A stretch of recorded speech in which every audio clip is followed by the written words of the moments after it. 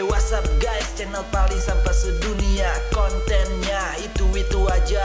Lo dulu lucu karena narkoboy, sekarang konten lo semua garing.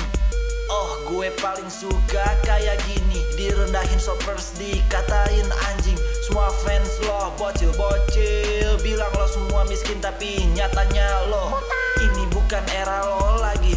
Lo di penjara, gue di kamar gaming. Coba lupain jasa si tompel jadi wasit si cakar. Itu dua hal yang bikin lo jadi terkenal. Sekarang bro, viewers YouTube lo turun. Yang dulu lebat macam jembut, sekarang gurun. Undang sana sini cari tenar, bikin grup X-Clan. Eka sama Wirman paling jago, lu yang gaje. Suara lo fales, wajar lo jarang bikin konser. Cuma bisa lip sync, berasa amazing. Gaya macam Joji, muka produk lokal. Lo cuma jiplak pinggai, biar kari lo normal. Lo pernah gak sih bayangin lo ngajakin collab, tapi akhirnya jawabannya lo ditolak. Setiap lo ngonten collab sama yang gede, hah? Biar panjat ya kan? Sekarang lo ngutang, modal konten lo sekarang duit ngutang. Pinjem duit sama Jessica, ngutang sama si Patrick. Sekarang kebalik lo yang jatuh miskin. So what's up bro, YouTube rewind gimana? Lo bilang ngabisin duit, ternyata sponsor merasa paling penting. Lo kira Arab sinting, sosokan jadi produser padahal lo gaje.